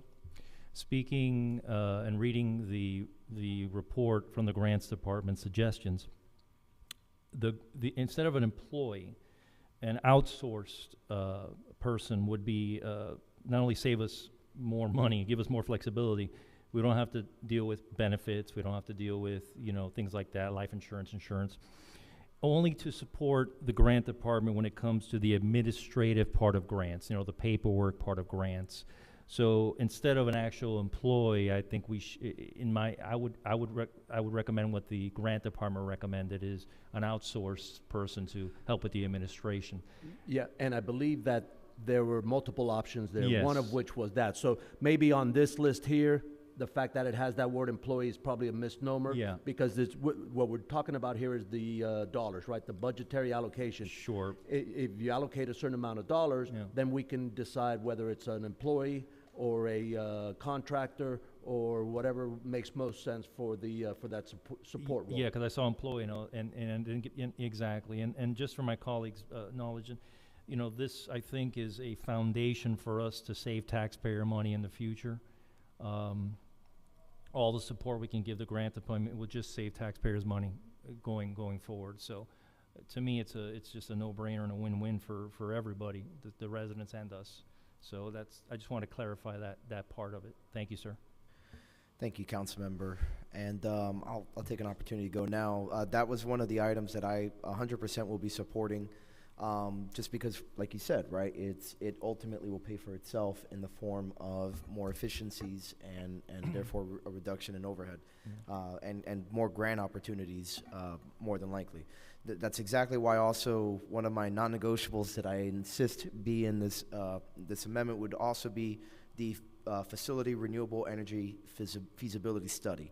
Some of you may recall that we passed this a while ago, and in order for us to determine which town hall facility should be converted to some sort of alternative energy source first, it always begins with the study, right? And the point of the study would be to go ahead and look at the various technologies, evaluate the various facilities that we own, town hall, all our park centers, and then make a decision on which one should go first as part of any conversion, right? And then the idea there is over time to save on overhead cost Oh, as well. So absolutely, that's not just about, it happens to be environmentally friendly, but that's not just what it's about. It's about saving the taxpayers money for the long term. So that's something I definitely is a priority for me. The speed humps, as you heard from Mr. Ariza and his neighbor, I met them during the campaign last year, and they were very adamant about that, as were their spouses. And I know that's something that we've all been talking about at one point or another. I would like to see some kind of data that Councilwoman Morano was talking about, and I did ask the manager about that, if there was any evaluation in terms of establishing which one was more of a priority than the other, if we even had criteria for that. But I would definitely be on board for setting aside some money to get it done the moment we get approval from the county. What that looks like, I don't know. Another item that I certainly would like to continue funding is item number 6, additional funding for police overtime initiatives. Obviously, that includes both the traffic detail and the nighttime burglary, vehicular burglary detail.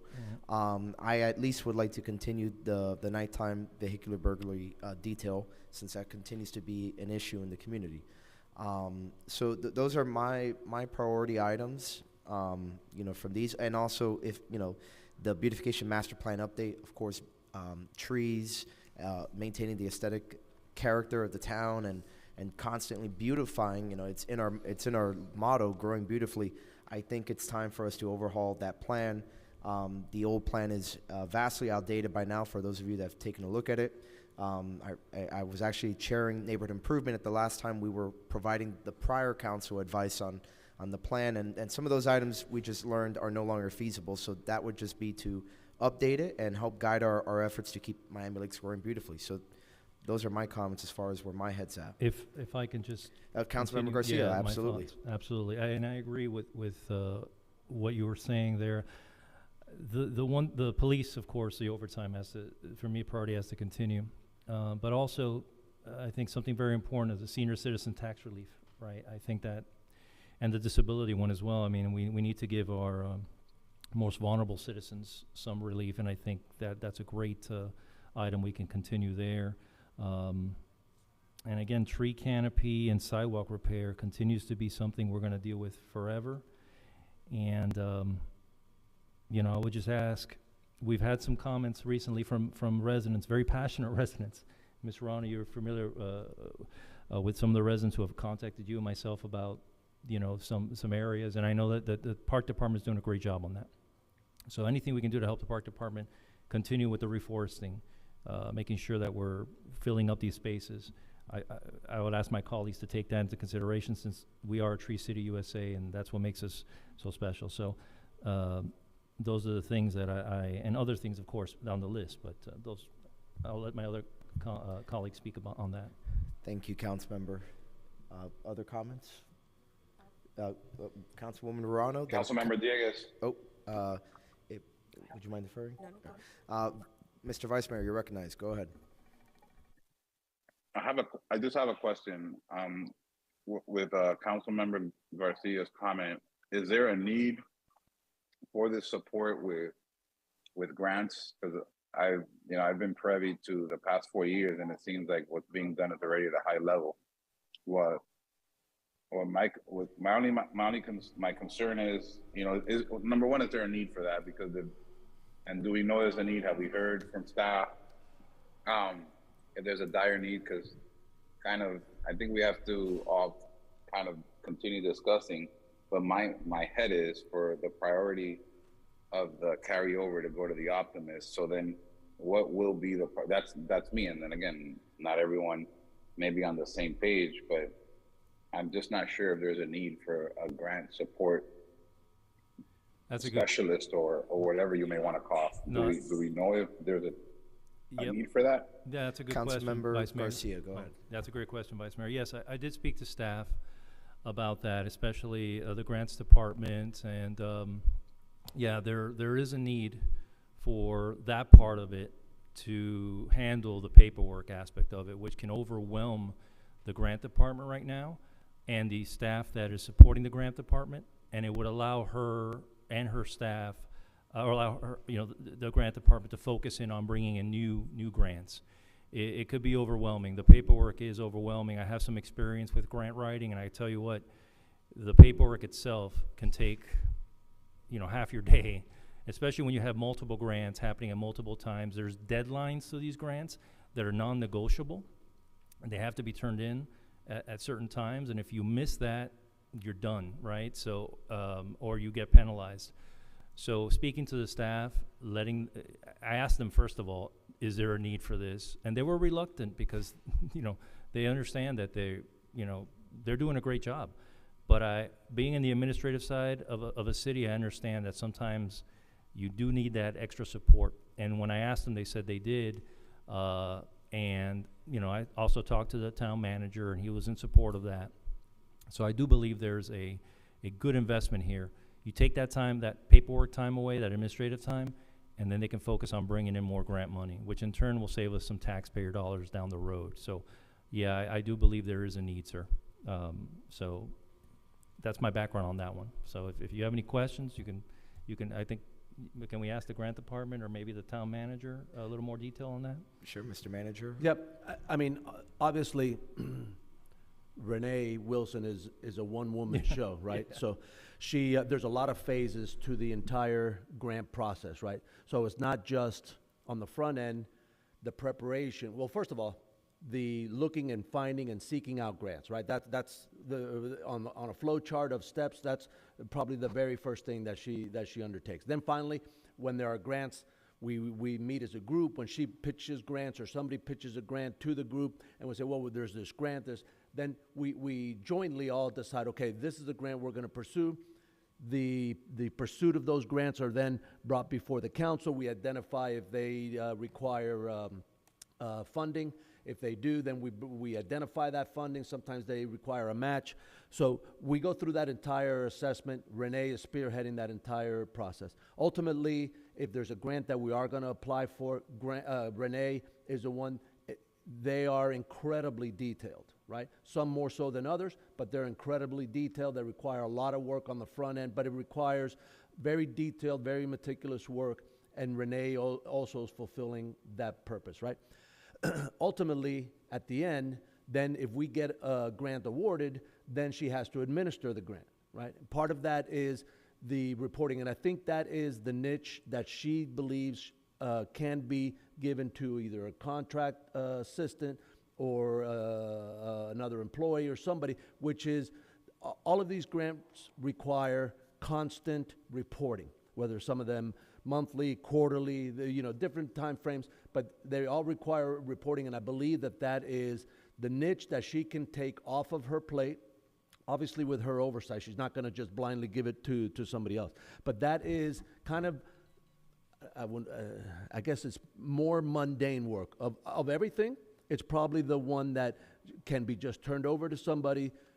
Renee can keep an eye on it, can monitor it, but yet somebody can handle that part, which is very time-consuming, very tedious, but somebody can do that and handle the reporting for all of these grants. That is probably the niche. So that, in a nutshell, that is the part that she can take off of, she's hoping to take off of her plate, that step in the whole process. Anything further? Okay, with that, Councilwoman Ruano, then Councilmember Collazo. Thank you. So I think that the support of the grants department, when we say grants department, I think we're being very liberal with that word. It's just one person. So kudos to Renee for being an entire department. I definitely think that you can use some help, and I like the idea of it not being an employee. Sometimes we do like pilot programs and we test things out like we've done with our lobbyists and things of that nature, and we see how it goes, and if it improves the productivity of the department, and if we acquire more grants, it definitely pays for itself. So it's something that I would definitely support. Going down the list, and I'm gonna do it quickly. The biennial townwide community survey. How did that make it on this list?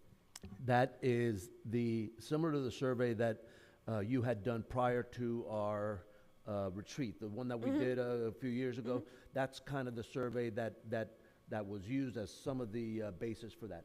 So at that time, it was discussed that it's something that should be for your information, right? So that you have some kind of direct feedback from the residents that it should be done periodically. It shouldn't be done once every 10 years, right? Okay. So to monitor resident feedback, resident input, resident sentiment, what do they feel? Are we providing, it's a feedback so we can either improve or change or whatever we need to do with our services. Okay, I can do without that for right now, at least for me. I'm just putting my thoughts out there. When we residents call us on a daily basis, like we got it, we got the feedback.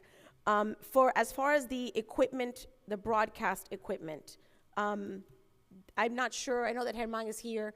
I don't know how poor we are in that department. I know that we have our Zoom communications, we have the remote comments, we have the equipment that we use here. I don't know how bad it is. The only thing that I've seen that malfunctions all the time is those handheld mics that usually turn off on us, but everything else seems to be working pretty okay. So we're looking at rewiring and doing a whole bunch of stuff. At least for me, that's not on my priority list right this minute. The playground lighting at the Veterans Park, we discussed that. I know that our parks are not to be open at night. They're not to be used at night, but when it's not daylight savings, it gets dark very early. So that's something that I'm willing to have a conversation about. Not interested in pickleball courts. Overtime initiatives for the police officers, absolutely. I don't know if anyone had an opportunity to read the comments on the survey, the police department survey. You emailed that to us recently, right? Almost all the police officers are asking for more police officers. So this is something that even within the department, I think that they feel that they could use a little more help. So, in this area, I think that we have to be a little more flexible with funding because, even amongst themselves, they feel shorthanded. The beautification master plan, at least for me, is not on my priority list. I would like to see the tax relief for the senior citizens and for the individuals with disabilities. The townwide crosswalk improvements, I'd like to add Miami Lakes K-8 Center to that. I think that it was brought up today that perhaps having a crosswalk would alleviate some of the work for the resource officer that's at that school location. The renewable energy study, I'm willing to consider that for sure. The bike trails at Veterans Park is not on my priority list, nor the exercise equipment. The parking at Canine Cove is also not on my priority list right now, nor is the bird sanctuary. Things that are on my priority list are trees and sidewalks, and I know that we're putting some money in there by way of the FPL franchise fee, but I'd like to see more money allocated to that. Obviously, the speed humps, I really think that we have a traffic problem, we have a speeding problem, and if we tackle that with more police enforcement, we would need less speed bumps because we can flood the entire town with speed bumps and people are still going to speed on the streets where there's no speed bumps. We're going to end up putting speed bumps everywhere, and then at some point, we're going to have to replace these. Everything that we install needs to be replaced at some point. So the more infrastructure we create, the more issues we bring up in the future. So I'd like to see more traffic detail from our police officers and more ticketing for speeding on the roads. I had made a note to myself to ask about the liaison for the Special Needs Advisory Board. I believe that the Special Needs Advisory Board has been told that they are to fund their own liaison.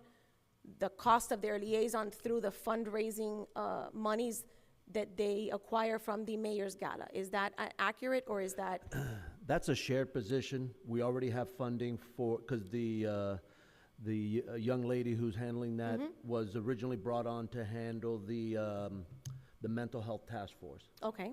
So they're not funding the entire thing. It was funding just a marginal But it is being funded out of donations, No, I mean, she was already being funded through the general fund for the mental health task force. So right, maybe Claudia? they misunderstood. At some point, they called me and told me that they were told. A little bit of her contract may be funded from the Special Needs Advisory Board. Okay, so I would like to add that to this list and to add it to our general fund. The liaisons for every committee are funded through our general fund, so I'd like to make sure that we don't use the donations that we receive from the mayor's gala to fund the liaison. I'm sure that's a very minimal amount. Exactly, so I'd like to see it covered either through this surplus for the coming year, if it's not in our budget already, or from the general fund. I think that those were all the notes that I had for right now, so I'll pass it along Councilmember Collazo. No, I think Marilyn actually, Councilwoman Morano, I apologize. It's those many years of serving together, right? She covered some of the items that I was interested in making sure of. The only thing that that it kind of appeals to me, and again, it's more of a nostalgic issue, but more of an education standpoint as well. The more than we inform the public of the naturalness that was all around us all the time, I think is an opportunity to educate and preserve. And I like the idea of the bird sanctuary. Miami Lakes always had that designation. You know, I'm a big nature lover. I loved going camping before my favorite state park was demolished. And one of the things I would go on is the same nature trail. So having that, you know, there, we have some of that right now in our hallways. For that minimal ask of $6,500, I believe it was one of the mayor's items. I think it's something that we can use to enhance our parks, bring a feature to two of our parks that's not there, that I think serves to educate educate the residents of the natural wildlife we have here. But at the same time, kind of continue with that nostalgic factor that this community was always built on this premise of preservation. So that was the only thing that kind of deferred from the items selected. I agree. I mean, you can go down my notes. The $60,000 for the grant support, the renewable energy study, I understand that's a passion of Councilman Dieguez, and I see the long-term benefit of both of those items being tax savings in the long run. The $77,000 for the rebate, I completely agree with. I agree with the $50,000 on the police overtime. I'm actually looking at investing additional just in the event there's some type of strategic plan with the Dade County Police, you know, maybe hardening, adding a buzzer or something. So I was really looking to the tune of $70,000, which I think is the number the mayor hit, and about $7,000 for the bird sanctuary. All in without the speed bumps, because we don't have that data, is roughly about that 2 and change that is part of that bucket, right? So my question to this town staff through the manager is, with that million that we're talking about, if we're not gonna go to a tax refund or a tax rebate or lowering the millage, because this is not ongoing money, this is a one shot in the arm type deal, that 1 million, it would go to capitalize what aspect of the Optimist Park, or would it go just into a bucket until we reach the total amount? Mr. Manager, you're recognized. Yeah, it would go into the bucket because, as you remember, we were successful this past year with getting the $3 million allocation from the federal government for 59th Avenue, and we've now asked for another $6 million. That the $6 million, if we're successful in getting that allocation, in addition to what's in the pot already, in addition to, I think we were calculating, 1.3 from this allocation in there. All that together was enough to do the conversion of the fields. Then we figured in a phase-in approach, if we can get this big chunk to give the park redevelopment that head start of redoing the baseball fields alone, then the other items like the airnasium, the walking trails, you know, all of that. And when I say doing the baseball fields, that includes all elements, including the lighting. No, I believe, no, the lighting may not be in that number because we were hoping to get the program with FP&L that they would install the lighting. And FP&L is not ready to give us a price on that, but we are exploring some other private options with different contractors that other cities have contracted with, that they have similar type programs. So we're exploring that, you know, some different options. But that the 6 million plus the 1 point whatever, plus what the money that's already in there is enough to do the conversion of the baseball fields, including the addition of the restroom in the center of the diamond. And when you mean the 6 million, you're talking about the federal? The federal allocation, right, which we won't know until sometime in the fall, because the fiscal year, they have run a similar fiscal year to us. Sometimes last year, they didn't conclude the negotiations until December. So it was post the beginning of the new fiscal year. They were just kicking the can down the road with continuing resolutions. But every indication that we've gotten from our federal lobbyists is that even though one chamber is controlled by one party and the other chamber is controlled by a different party, they are trying to reach consensus to be able to come to an agreement on a budget, which hopefully will be similar last year. We'll have these appropriations for that each congressman or each congressional representative allocates to different recipients back home.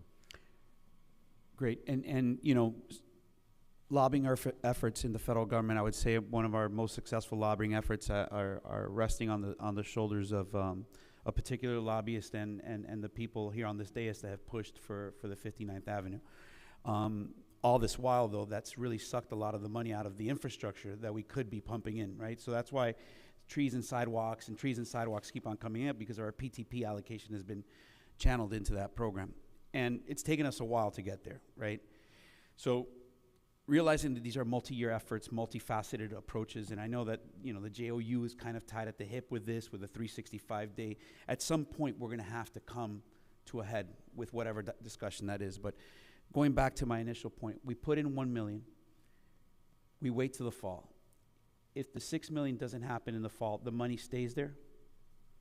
The money could always be reallocated, or it could be, instead of going through, if we believe that the master redevelopment cannot, at least the field conversion can't happen all at once, that money can then be spent on doing the fields field by field, instead of all the baseball fields at once. So we were asked by this council, and Jeremy's developed that Plan B, which was all the fields at once, and an alternative Plan B is what kind of a schedule can we develop to do one field at a time. And he has that developed.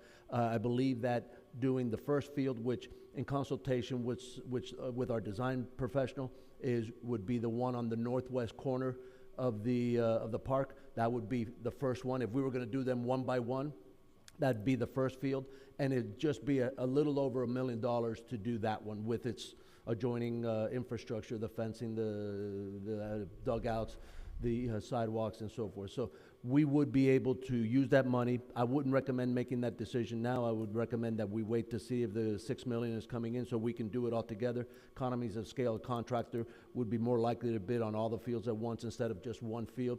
But if we get to the fall and we do not get the federal allocation, then our recommendation for your consideration is going to be to use then that money towards doing the first field. Understood. Perfect. Yes, and that's really where I wanted to go with. So if the $1 million is not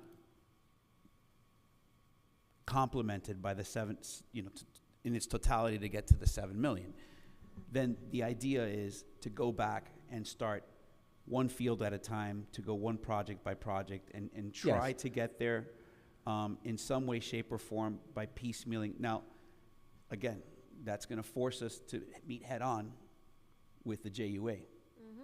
And that's at the end of the day, what I'm trying to say is, if we're allocating $1 million to something, right, we got to work in tandem with the idea that it's something that we're going to work to fulfill within the constraints that we have. Yeah. And what I'm forcing is the very uncomfortable conversation that we have to have. Right, but I wouldn't necessarily, respectfully, disagree with you that just that alone violates or, Oh, I haven't said anything about violating. Yeah, we're not in conflict, I don't believe, with the JUA, because there are alternatives within the JUA without it being null and void, default, any of those other things that we want to discuss. So I would venture to say that those are all conversations that we would probably have to have with the school board, but I think it would probably be at this point premature to have that conversation with our partners at the school board, because we don't know what's going to happen with the federal allocation. Once we get to that point, would be the point that maybe we can broach that subject with the school board a few further. Perfect, and I'm fine with that as a timeline, as a working timeline, so to speak, because I think that's the realistic. I think that's a realistic perspective on that. Right, but I guess to your point, the money will never be wasted money. No, so that money put into the MLOP capital account will always, we have a plan for it, whether it be the plan coupled together with a $6 million allocation, or just used independently for the very first phase of the conversion of the first field.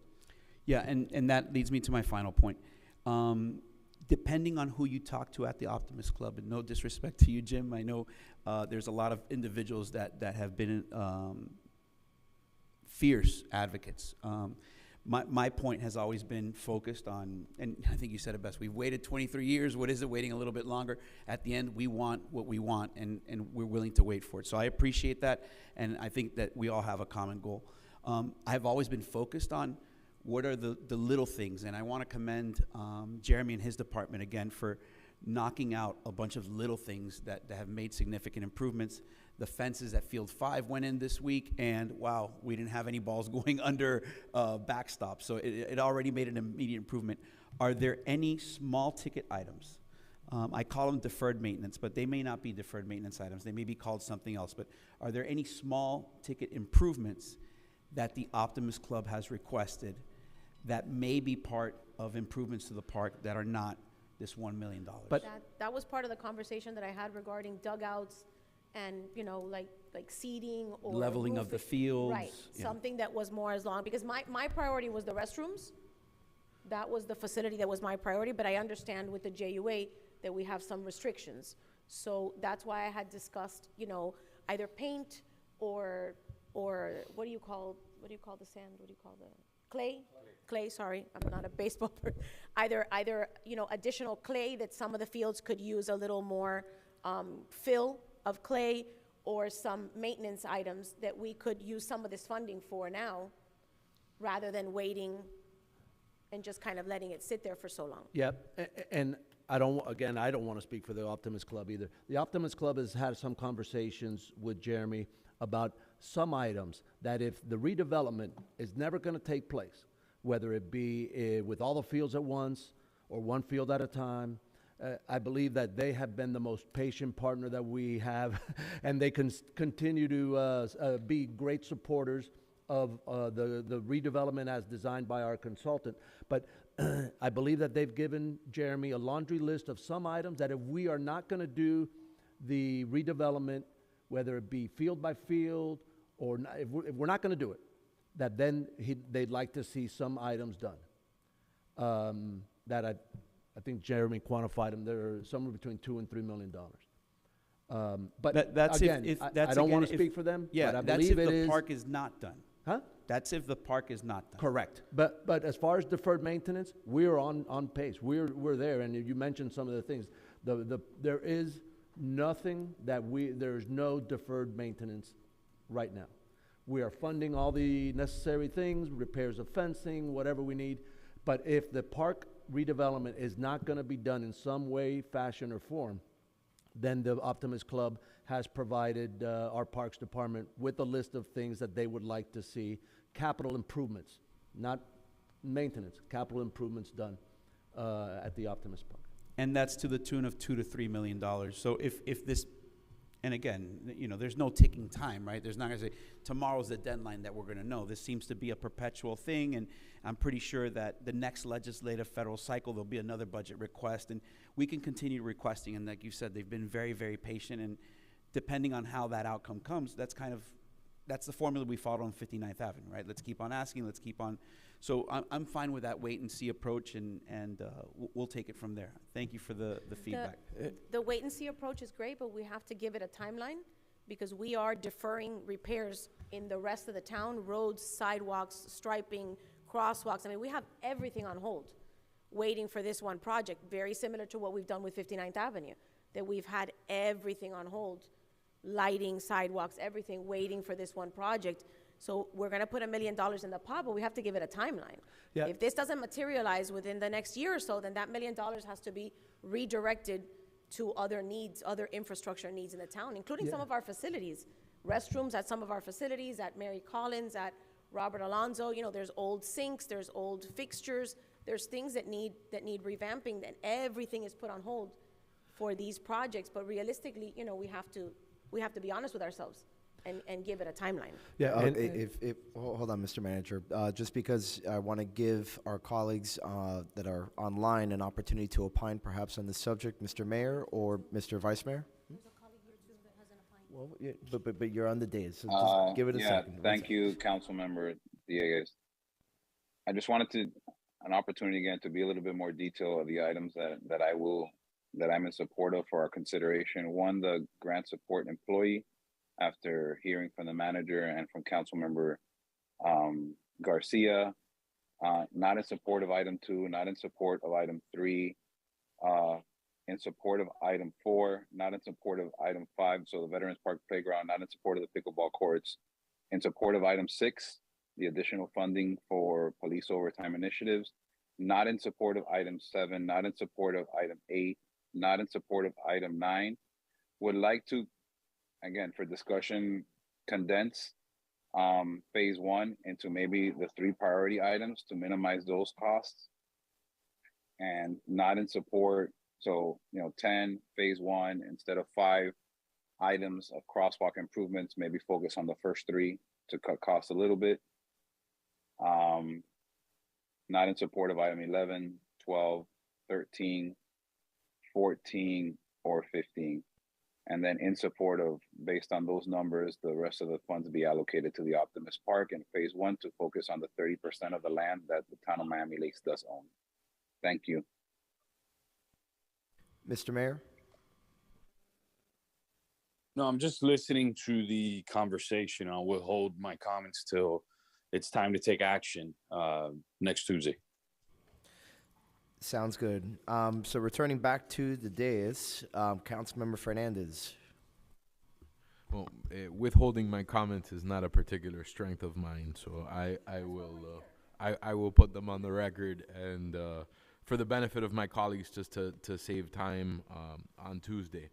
I am in support of the grant support employee or outsourced position. I don't necessarily think we have to fund it at the requested amount, so I'd prefer to look at a partial amount, especially if that's going to be outsourced out. So maybe cutting that in half. Any of the items. So this is kind of one bite at the apple money. I think we should try to prioritize putting as much of this money into action as we possibly can. So I won't be supporting any of the plans, the studies, the surveys, any of that. For me is off the table. The new broadcasting equipment for council chambers. So I did have an opportunity to speak to Germán. I think the one area that does fall very, very flat is particularly when we show PowerPoints or presentations or documents. Those people that are online aren't able to distinguish what those documents are. So we can see them in here, but through Zoom, the encoding equipment that we have makes it very, very blurry.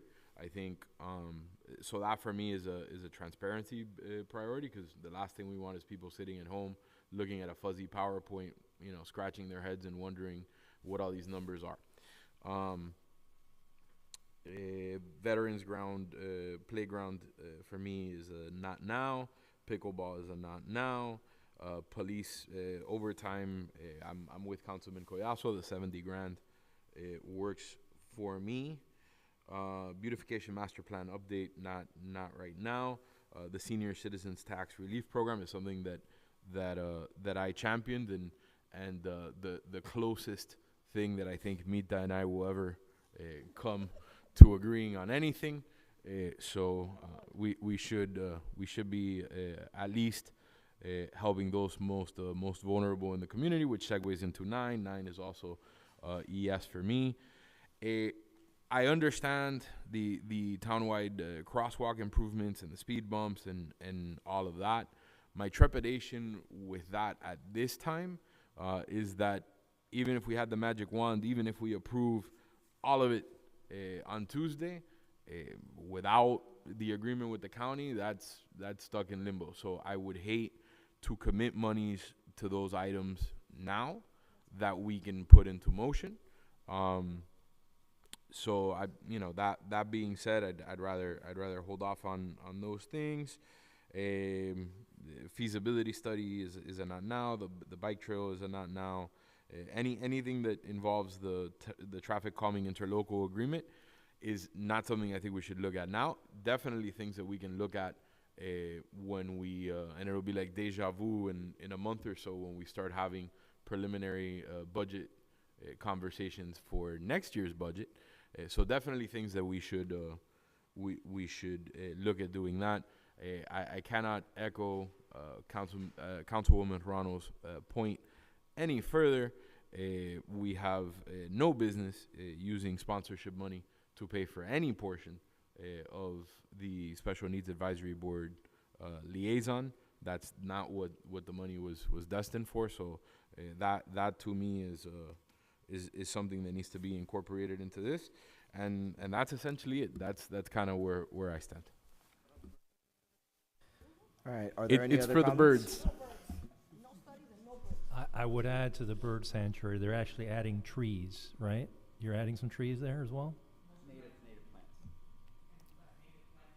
Oh, plantings. Plantings. Okay. Well, I thought, for some reason, I thought we were adding some trees there as well. My bad. Are there any other comments from my colleagues? Process-wise, Mr. Manager, because it looks like there's certain things that we have broad support for, other things are kind of sprinkled, right, among us, not to use a term that's being used freely in the legislature now, but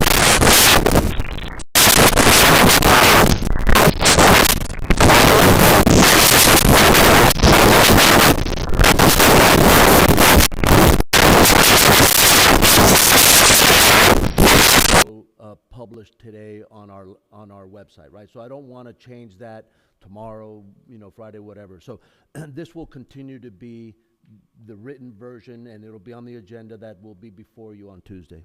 So what we will do, there are several things on here, like the special needs advisory liaison, the speed humps, and some things that I have to add on here. I'll give that to you here on the dais as an addendum, right? As another sheet of paper for you to have the info before you, but it won't modify this document. From there, I'll do a similar introduction similar to what I did today. I'll open up the item similar to that. Like every other item, one of you will have to make a motion to approve and a second, and then when the debate opens, at that point, then any one of you can start making amendments based on some of the priorities that you've addressed or discussed tonight. for process, and I guess this is just to gauge my colleagues' appetite for this, and I'll defer to because we're kind of, some people are pulling one way, some people are pulling another. Would it be okay to kind of take each item one by one and kind of just go and work down the list? That's what I would suggest. Yeah. I think it's going to be the cleaner way to go about it. And it will be more organized, and at the end, we'll know exactly what the allocation is. It'll be easier for us to account and keep track.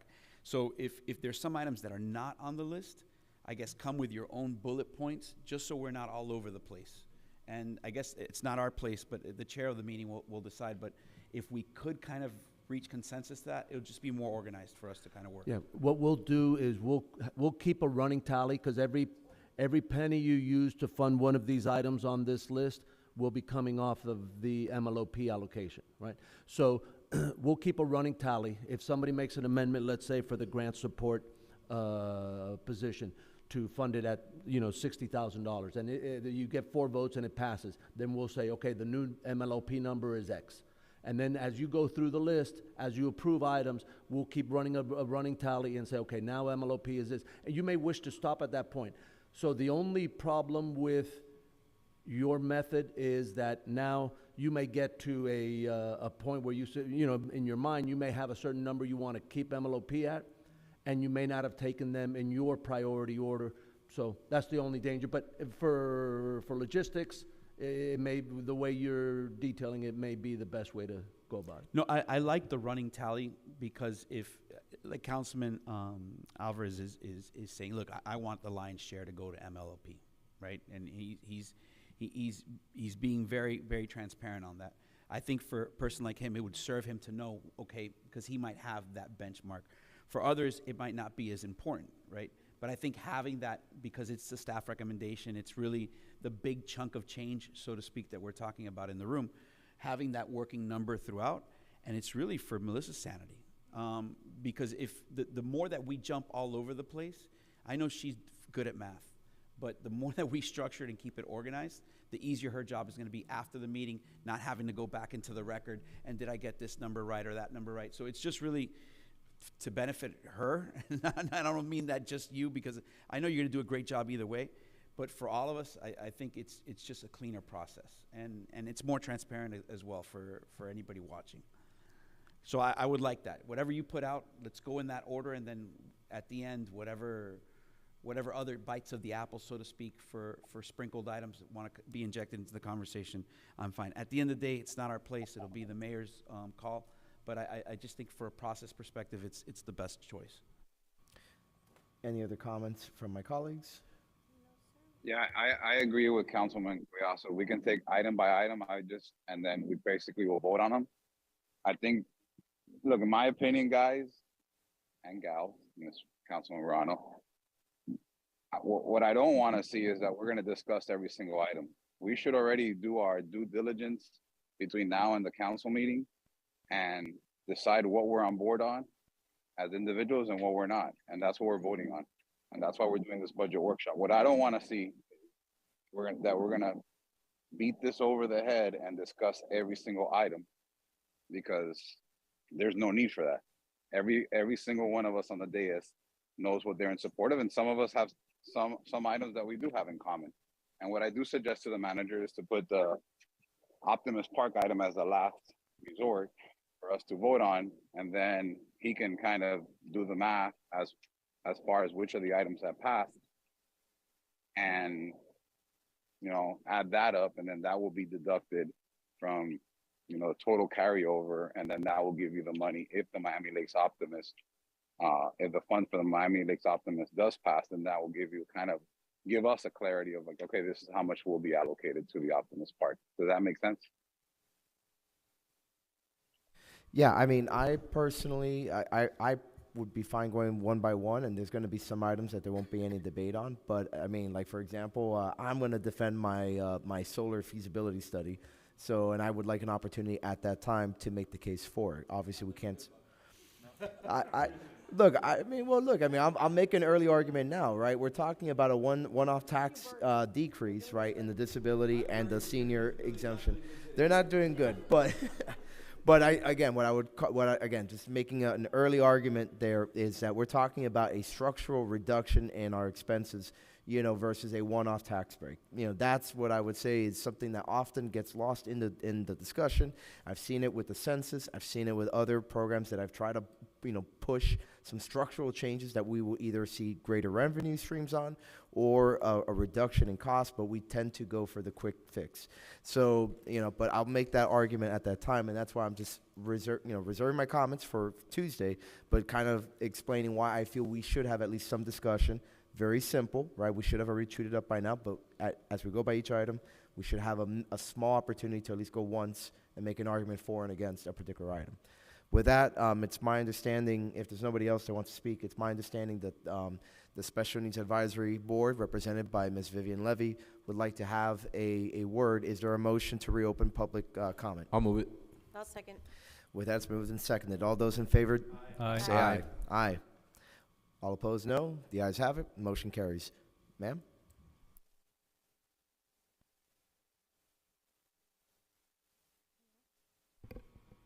Okay, yeah, now it's on. Hi, good evening, thank you. I wanted to be here earlier, but our meeting just ended.